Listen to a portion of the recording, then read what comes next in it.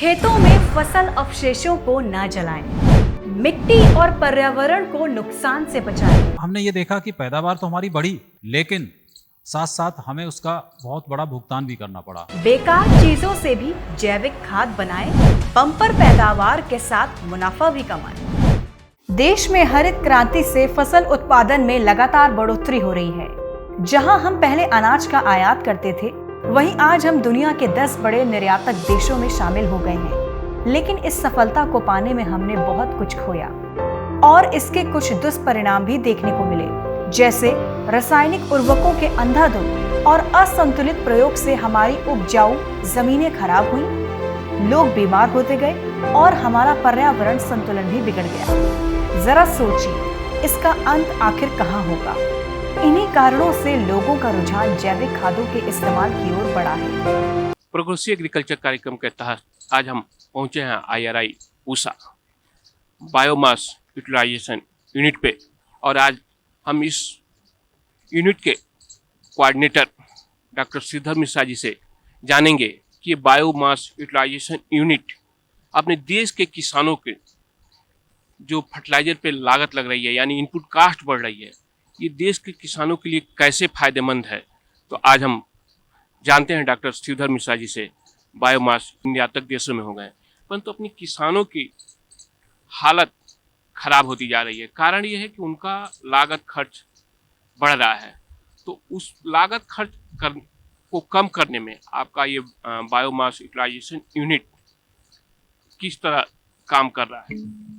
देखिए, आप बिल्कुल सही कह रहे हैं कि जो लागत खर्च है, जैसे जैसे हम निर्भर होंगे बाहरी इनपुट पर, जो बाहरी इनपुट जैसे मुख्यतः फर्टिलाइजर हुआ, पेस्टिसाइड हुआ, ये सब हुआ, ज़्यादा पैदा करने के लिए, उस होड़ में ज़्यादा पैदा करने की हमने बहुत सारी फर्टिलाइजर यूज़ किए, उर्वरक किए। उनके साथ साथ बहुत सारे जो केमिकल होते हैं, प्लांट प्रोटेक्शन केमिकल, जो कीड़े मकोड़े और बीमारियों के लिए होते हैं, उन पर निर्भर हो गए। तो हमने ये देखा कि पैदावार तो हमारी बढ़ी और हम निर्यात करने की स्थिति में पहुंच गए, लेकिन साथ साथ हमें उसका बहुत बड़ा भुगतान भी करना पड़ा। भुगतान के मामले में देखें, हमारा पर्यावरण बुरी तरीके से प्रदूषित हुआ है। हमारा जो उत्पाद है उसमें इतना ज़्यादा केमिकल और सब हो रहे हैं कि आजकल हमारी सारी जनता में नई नई तरीके की बीमारियां हो रही हैं। हम खाद इतनी ज़्यादा प्रयोग करने लगे हैं कि उसकी पानी के जितने स्रोत हैं उन सब में उसकी वजह से प्रदूषण हो गया है। चाहे झील हो, चाहे तालाब हो, चाहे हमारा ग्राउंड वाटर हो, सभी में नाइट्रोजन फास्फोरस के थोड़े बहुत अवशेष पाए जा रहे हैं, जिनकी वजह से ब्लू बेबी और कई तरीके की बीमारियां पैदा हो रही हैं। इसके अलावा यूट्रोफिकेशन एक कहते हैं, जिससे झीलों में बहुत ज़्यादा, यहाँ पानी के जो भंडार थे उनमें बहुत ज़्यादा घास पात हो रहा है, जिसकी वजह से उनकी क्षमता कम हो रही है और वो बंद होते जा रहे हैं एक तरीके से, जो कि हमारे पर्यावरण के लिए एक नुकसान है। आपको बता दें, पहले के समय में हमारी पारंपरिक खेती में कचरा, गोबर, जानवरों का मल मूत्र और अन्य वनस्पति जन्य कचरे को इकट्ठा करके खाद बनाने की प्रथा प्रचलित थी, जिसमें पौधे के लिए आवश्यक सभी पोषक तत्व और मिट्टी में जैविक पदार्थों का विघटन करने वाले सभी प्रकार के सूक्ष्म जीव अधिक मात्रा में होते थे। इस प्रकार जैविक खाद के इस्तेमाल से मिट्टी की प्राकृतिक उपजाऊ शक्ति का विकास होता था और मिट्टी अधिक समय तक अच्छी फसल देने में सक्षम रहती थी। खाद बनाने का कच्चा माल किसानों के खेत में ही उपलब्ध होने के कारण उसे बनाने में विशेष खर्च नहीं आता था। जैविक खाद फसल और मिट्टी दोनों के लिए लाभकारी है। बावजूद इसके आजकल किसान जैविक खाद बनाने और खेती में उसका उपयोग करने के प्रति उदासीन हैं। अभी एक तरफ से अपनाने से लाभ नहीं होगा। इसके लिए आपको इंटीग्रेटेड, जो दोनों को मिला जुला जो रूप है, उसको अपनाना होगा। हम कोशिश करें कि बाहर से खाद ना खरीदें, लेकिन हमें भरपूर पैदावार लेने के लिए कभी कभी ऐसा होता है, हमारे किसान भाई के पास गोबर भी नहीं होता, क्यों हम ये देख रहे हैं हमारे सीमांत किसान और सब पहले जो जिस तरीके से बहुत सारे पशुपालन करते थे, आजकल सब उसकी जगह ट्रैक्टरों ने ले ली है। तो आपके पशु नहीं है तो गोबर नहीं होगा, गोबर नहीं होगा तो आपको कहाँ से मिलेगा। और फसलें भी ऐसी हो रही हैं कि उनका भूसा भी इतना क्या कहते हैं, मूल्यवान हो गया आज की तिथि में। हमने देखा है कि हमारे जो मध्य उत्तर प्रदेश है, उस इलाके में अभी आप देखिए गेहूं 20 रुपए किलो बिक रहा है और भूसा 18 रुपए किलो बिक रहा है। तो आप ये देखिए कि वो भूसे की भी कीमत है। तो हम रिसाइकिल करें, हम खाद बनाएं तो किससे बनाएं? तो ये एक समस्या है।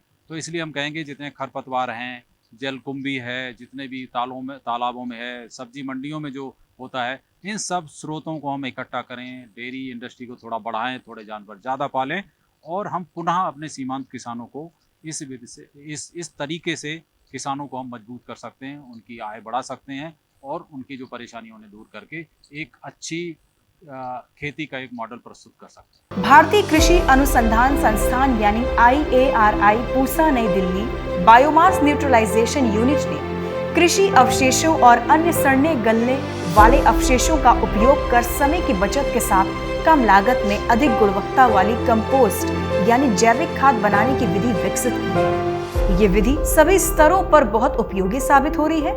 IARI बायोमास यूटिलाइजेशन यूनिट के मुख्य कृषि वैज्ञानिक डॉक्टर शिवधर मिश्रा ने इसकी जानकारी दी। उन्होंने कहा, किसान खेत के कृषि अवशेषों, घास फूस, फल और सब्जियों के छिलके, बाग बगीचों की पत्तियां, फूल आदि से कंपोस्ट यानी जैविक खाद आप बना सकते हैं और ना सड़ने गलने वाले पदार्थ जैसे प्लास्टिक, रबड़, धातु, पॉलीथीन, कांच आदि को पहले ही जमीन के अंदर दबा देना चाहिए, जिससे हमारा पर्यावरण सुरक्षित रह सके। इन सारी समस्याओं को देखते हुए अगर हम थोड़ा सा इसके समाधान की तरफ बढ़ें तो हम सबसे पहले ये करना चाहेंगे कि जो हम फसलों में जो हम उर्वरक या पोषक तत्व देते हैं उर्वरकों के द्वारा, उन पर निर्भरता कम की जाए। एक बहुत बड़ा हिस्सा हमारा किसान की आमदनी का उर्वरकों को खरीदने में लग जाता है।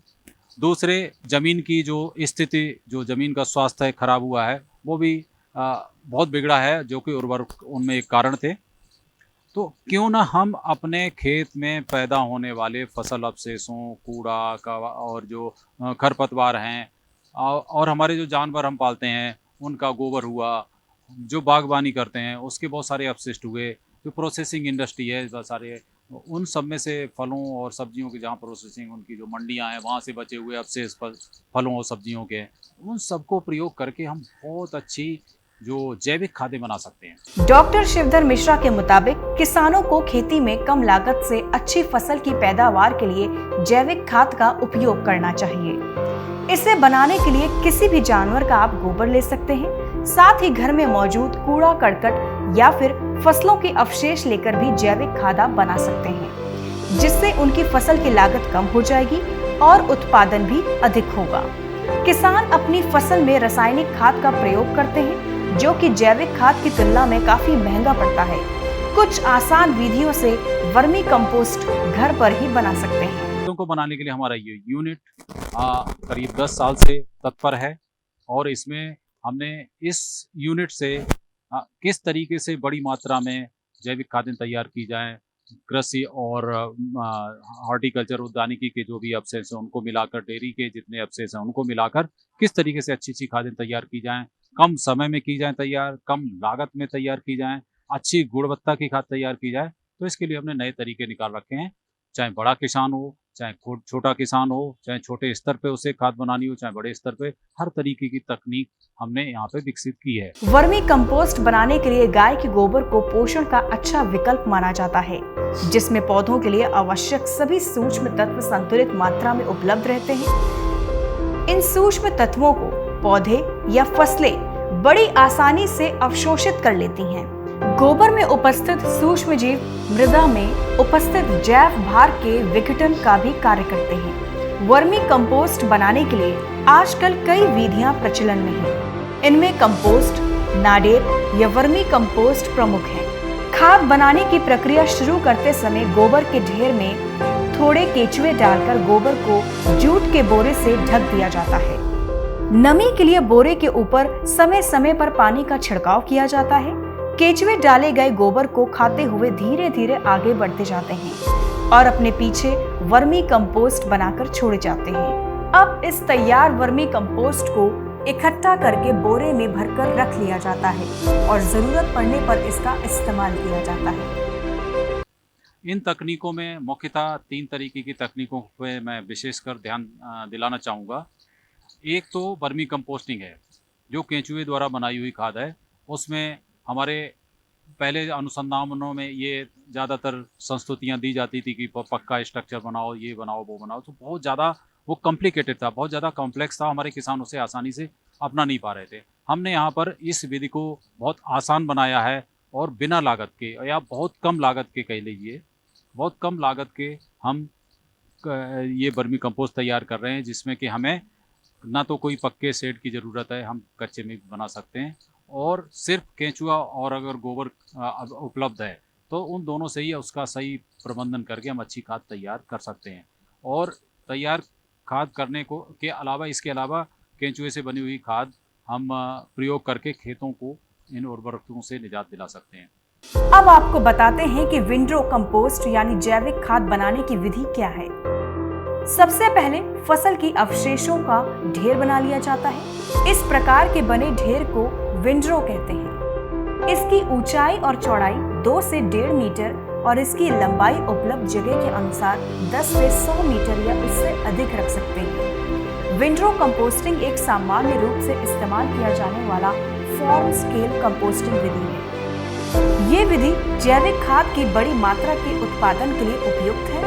ये विंडरो आम तौर पर छिद्र और ऑक्सीजन सामग्री को बेहतर बनाता है, नमी को मिलाने या निकालने और ढेर के गर्म भागों को फिर से विभाजित करने में सहायक होते हैं। का जो एरोबिक मेथड है, आज का जो हमने गड्ढा बनाना है, हमें सिर्फ लंबाई में ढेर बनाने हैं और उसकी समय समय पर उल्टाई पलटाई करनी है, उसमें सब नमी की मात्रा का ध्यान रखना है, और साथ में हमारे अनुसंधान संस्थान से तैयार किया हुआ माइक्रोबियल कल्चर है, जिसे हम माइक्रोबियल कंसोर्टियम या जीवाणु टीका भी कहते हैं खाद बनाने वाला, उसको डालकर हम बहुत जल्दी बहुत अच्छी खाद बना सकते हैं। कई तरीके की खादें बन सकती हैं और पूरा का पूरा जो हमारा फसल अवशेष है उसके सारे पोषक तत्व जिसमें बहुत ज़्यादा पोटेंशियल है, उसको हम दोबारा खेत में ले जाकर जो बाहर से लाई गई खादों की मात्रा को बहुत कम कर सकते हैं। बता दें कि विंडरो कंपोस्टिंग जैविक पदार्थों या जैव अपघटनी कचरे जैसे कि पशु गोबर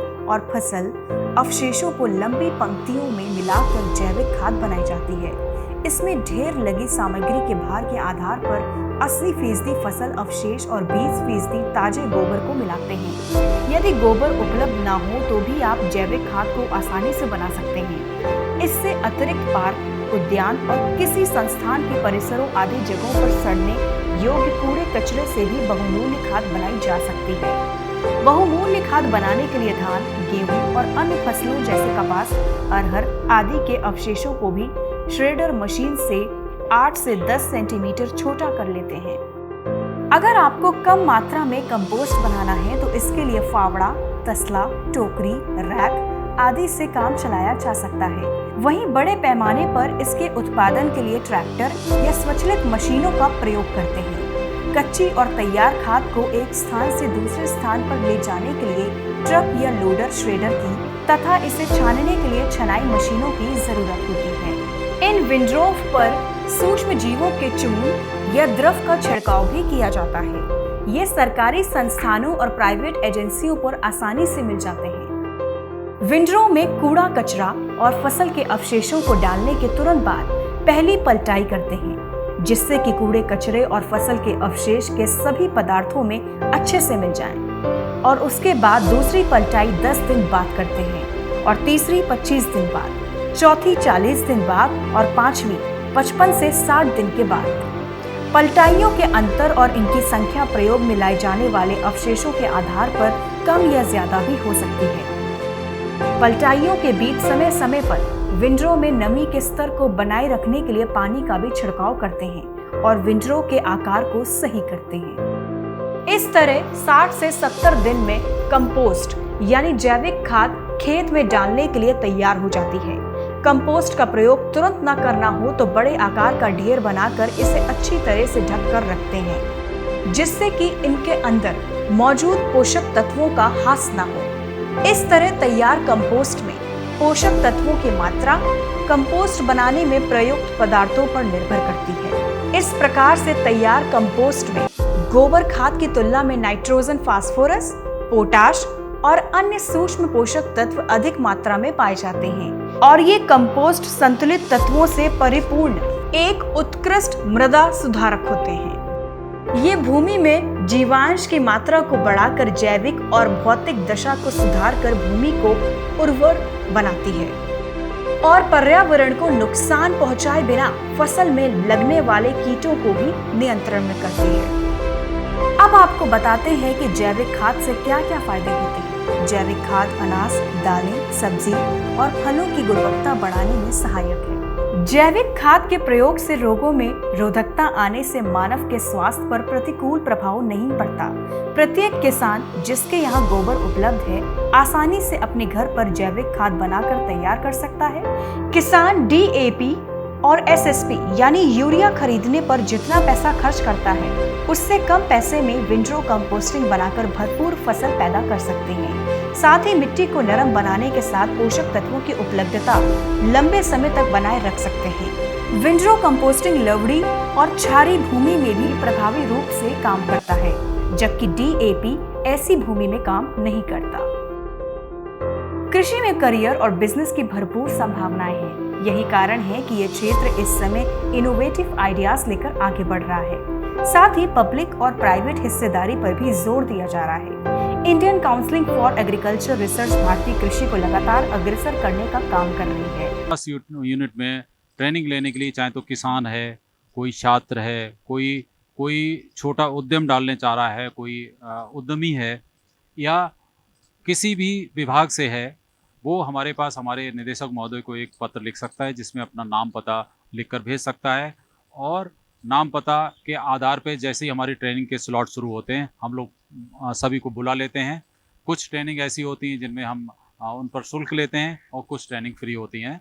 और शुल्क लेने का कारण ये है कि हम उनको एक सर्टिफिकेट देते हैं जिसके बेसिस पर उनको और सारे जो सरकार द्वारा चलाई गई स्कीम्स उनके लाभ मिल जाते हैं। इन केंद्रों से खेती की आधुनिक तकनीक और बारीक जानकारियां हासिल की जा सकती हैं। जागरूकता के कारण किसान भी अब एडवांस तकनीक का प्रयोग करने के लिए शिक्षा को महत्व दे रहे हैं। विशेषज्ञों के मुताबिक कृषि एक ऐसा क्षेत्र है जिसमें मिलने वाले रोजगारों के विकल्प अन्य सेक्टरों से कई अधिक हैं।